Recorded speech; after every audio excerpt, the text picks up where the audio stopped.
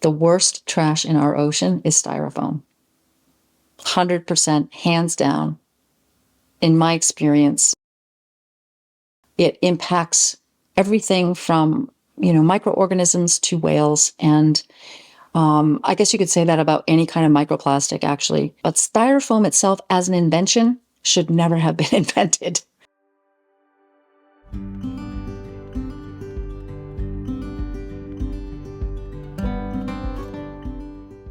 The Center for Coastal Studies has an amazing person in their midst.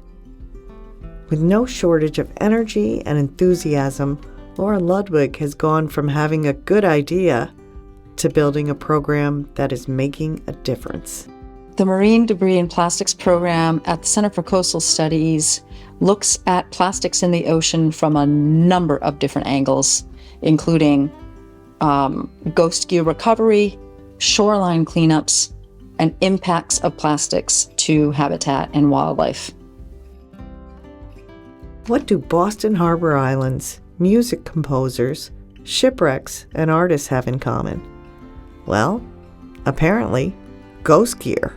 Well, if by this year you mean within the past 12 months, the coolest thing that I have definitely done, probably in my entire career, was the Great Boston Harbor Island cleanup.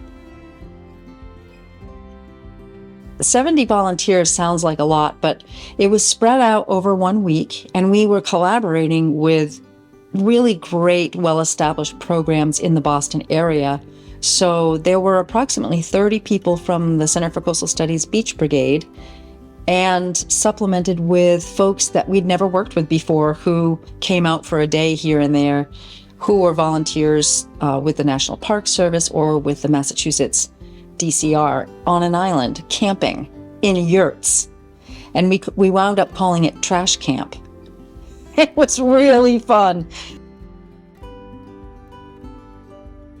But they are residential cleanups. They are immersion in the community with dedicated volunteers, with support from the community, whichever community it happens to be.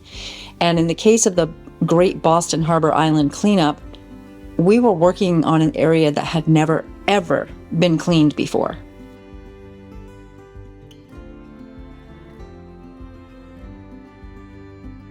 We went out there and we were finding things that were 50, 60, 80 years old.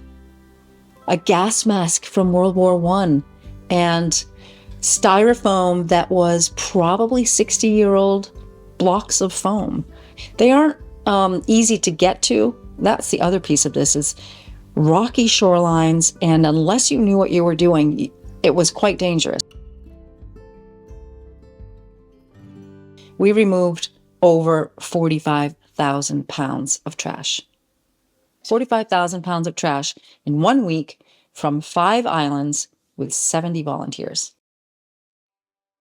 So the National Park Service went back with some of their volunteers to get the small stuff. We focused on the big stuff, but bushes that were, that lobster traps had sort of entrapped because the bushes had grown up through the wire of the traps. So you had to cut the bushes down to get the lobster traps off of them. We had all kinds of equipment to deal with the heavier items and the bigger items that were out there. We got our share of small items, but we were really focused on fishing gear and large, heavy-to-handle debris. I have an amazing group of volunteers, and they guide me more than I guide them. So we had a lot of meetings, and I would say, look, we've got these 5 islands. The park mapped out all of the hot spots because, they have a great team that goes out with GIS, and they just they can really isolate the targeted areas. They also helped organize the landing spots, like where a boat could actually get into. And so there's still more to be done. I mean, these are the filters of Boston Harbor. These islands are the filter.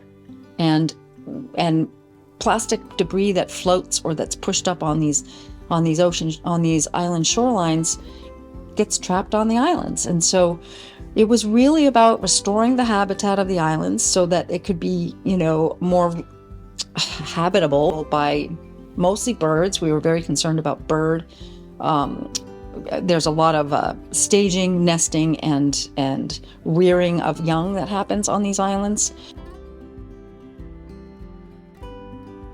The Fish and Wildlife Service was involved with this project and helped guide us into, what we should be looking out for out there. And so we really restored habitat for animals and birds that use these islands, not to mention beautifying them. People were saying afterward, oh my gosh, you can see the difference. You can see the difference. And it wound up being this huge amount of camaraderie between the state employees that we worked with, the boat operators, the vendor that we worked with at Acushnet Marine and his team, residents from Hull, Hingham, Quincy, Wareham. There were a number of people from all over, Boston. It was just this huge amount of help. We had so much help. I don't know a better group of volunteers. There are lots of great people in the world, and many of them volunteer for various purposes. But I will say that the Center for Coastal Studies Beach Brigade is through the roof in there. They're just so passionate, but they're also thoughtful about how they approach problems. So it was really, really logistically challenging, but also really, it made it special. We weren't just getting up and going to work in the morning.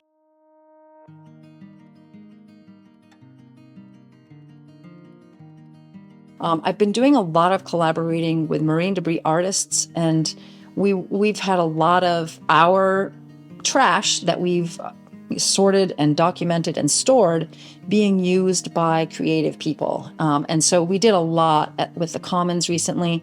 I had the Cornell group here again for the third year in a row. Cornell brought their their spring fieldwork class here, and they participated in 2 cleanups in 1 week. I have the luxury of devoting all of my time to cleaning up the earth. Most people do it on a volunteer basis. And I am really happy to provide some of those volunteer opportunities to people.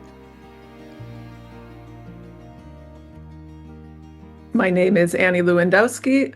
I am a senior lecturer in the Department of Music at Cornell University, and I am a composer and performer.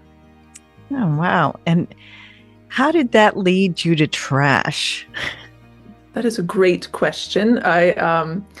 In 2019, I started traveling to Hawaii to record the songs of humpback whales with my colleague here, Katie Payne, who is one of the co-producers of Songs of the Humpback Whale with her then husband, Roger Payne.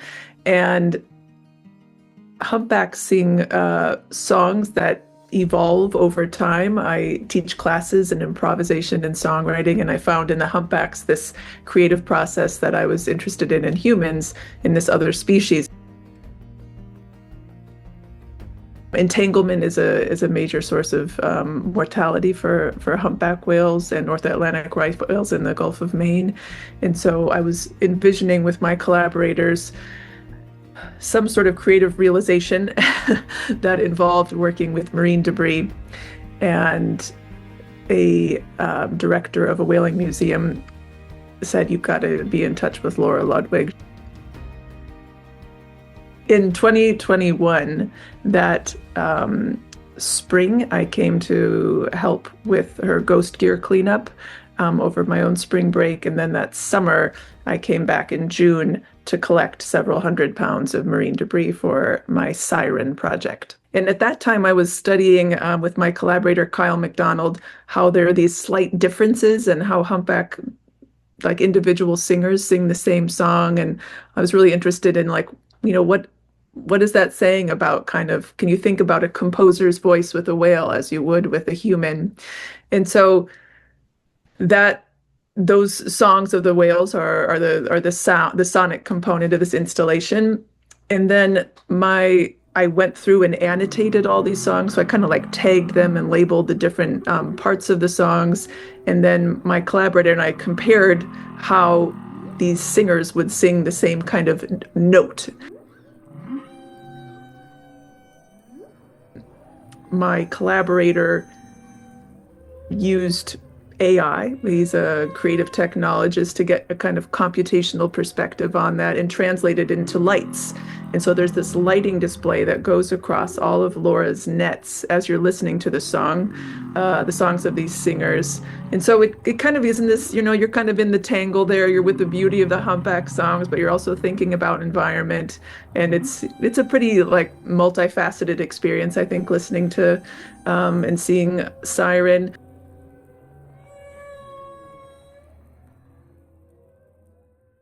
She's great at connecting artists with marine debris to repurpose. And so that's how I met Laura. And now we have this multi-year collaboration, which is taking other forms, which now involves me working with students.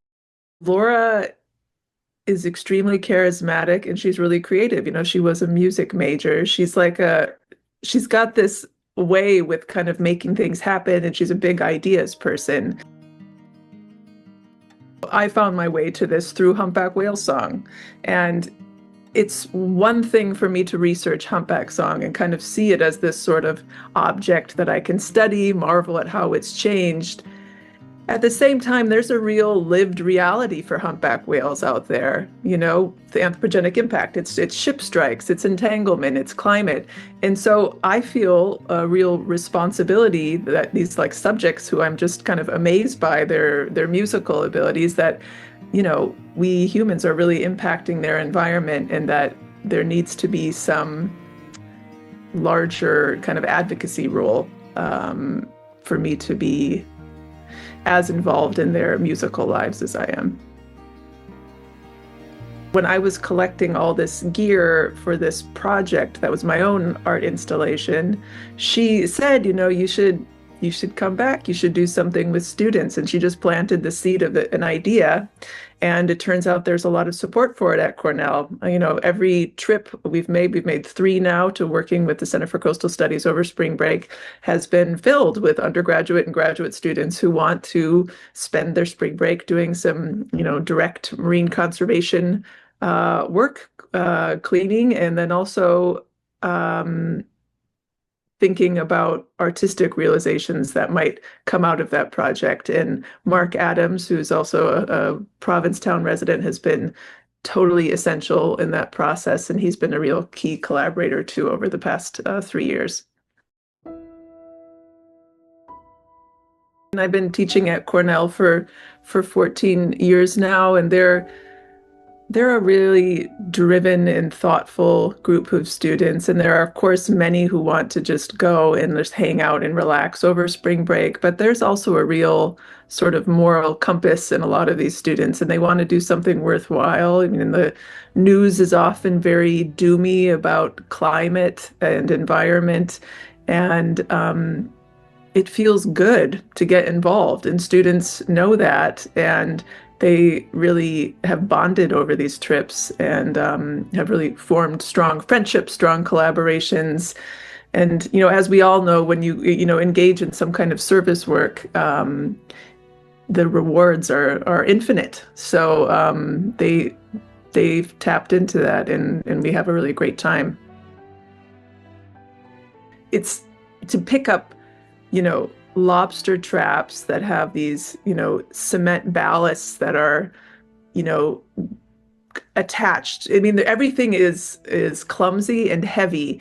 And we cleaned up 8 tons, like 15,000 pounds, over 15,000 pounds of marine debris this week. And it was back-breaking work, but we did it. And I realized early on that students were going to work as hard as I worked. And so I really felt with my students that I had to show up and be ready to work every day. And it was grueling.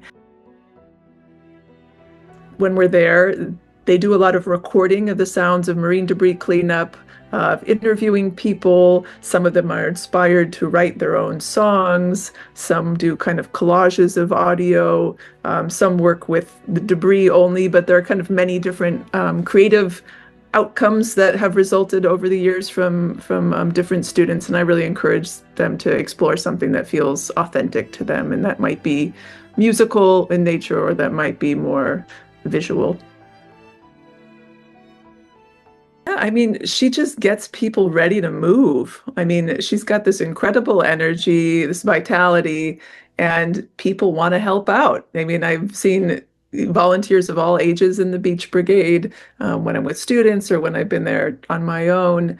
And she's so knowledgeable about plastics and about the ocean and about marine debris in the ocean. And she's so good at working between like the different stakeholders. She's, I've seen her talking with, volunteers, conservationists, with commercial fishermen, with scientists. Like she's extremely democratic, and she's a great listener, a great communicator, and she cares about, the various needs being met. So, I mean, she's a real inspiration in all kinds of ways, but it's always really invigorating to see how she reaches people and really inspires people to kind of get on board. Well, everything is connected, and it's really easy to silo, right? To just say, and I do it all the time too. I'm like, okay, I can't do that. I got to just focus like this. But the reality is that if you can kind of build it up and not just, jump in feet first all the time, then it just becomes a little more manageable. And that's what's happened with this marine debris art situation. Is over the years, I've always tried to divert trash from the waste stream, get it out of the solid waste management system, because it's a broken system and we generate too much. And so to get it out of that, like incineration or landfill destination, means it has a higher purpose. But in the hands of an artist, you can really tell a much bigger story than you can, by just throwing it in the trash and talking about it.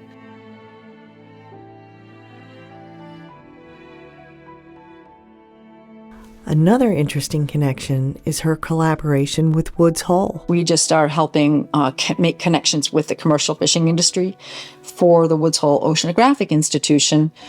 They have a robotics team and an archaeology team that they're trying to devise equipment that will assist the removal of nets from underwater archaeological heritage or shipwrecks. So these are culturally important pieces of history that sometimes are damaged by nets that have been, accidentally caught up on these wrecks.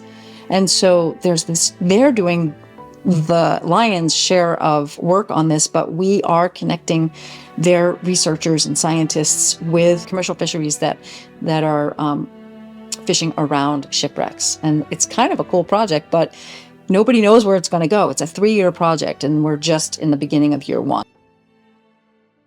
Laura is one of the collaborators and the partners on our current marine debris project. So when my team finished the 2019-2020 Stellwagen exploration, we had in our mind how important ghost gear was. And so then there was a call for proposals through the Sea Grant program for projects addressing the environmental challenge of marine debris. So my team was kind of poised and ready to move into that space. And in conversation with Woods Hole Sea Grant, which is who we went through for the proposal, someone brought up Laura's name. Laura is a big name in marine debris. She works with fishermen all the time. She's one of the people who's actually out on the ocean doing the recoveries. So, our research showed the problem. She was already out there solving it.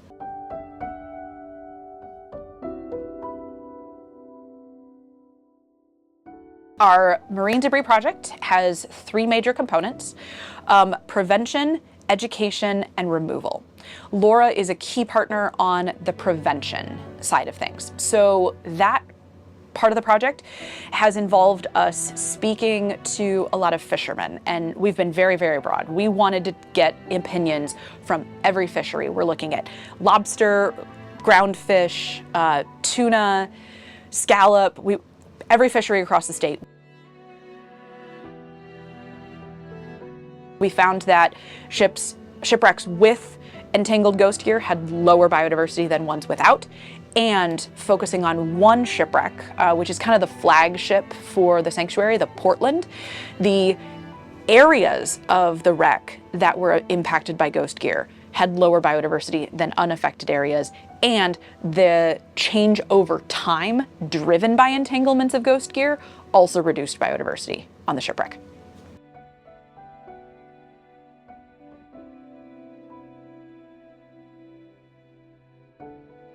One of the major findings out of that project was actually that there is a lot of fishing gear entangled on our shipwrecks in Massachusetts. And previously, our partners at the sanctuary had assumed that divers would be the major threat. In fact, they've taken a policy of non-disclosure for shipwreck locations since the sanctuary began in 2002. And that was to prevent looting, because they assumed that if everybody knew where the shipwrecks were, then people would go down and they would take artifacts and we would not have any of our historic sites left. Our research showed that that was actually not the case. The major threat to shipwrecks in Stellwagen Bank National Marine Sanctuary is the entanglement of ghost gear. And Laura was absolutely critical in making those connections. She knows everybody.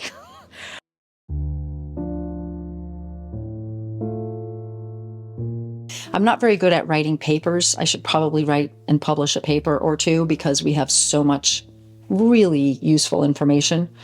But I am really good at engaging other people, and they sometimes write papers and, promulgate the information that way.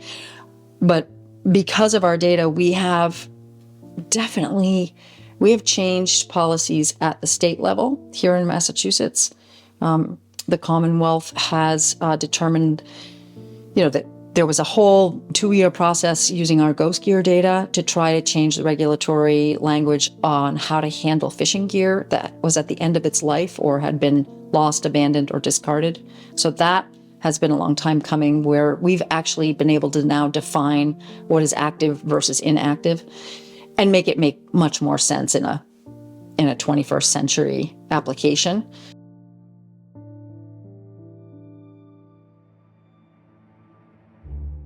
So that was a big piece of our data impact. Another thing that still remains to be seen, but I believe will have an impact, is our data on the explosive shock tubing that we were collecting, documenting, and saving, even though we didn't know what it was for 6 months. And I believe that the United States Army Corps of Engineers has developed 2 working groups to address the issue because they had no idea prior to our engagement with the issue that they were losing so much plastic in the ocean. So as a result of our data, again, I believe that they are changing their containment and some of their methodologies for containment and monitoring, and possibly even changing or looking into changing the materials they use to explode bedrock at the bottom of the ocean.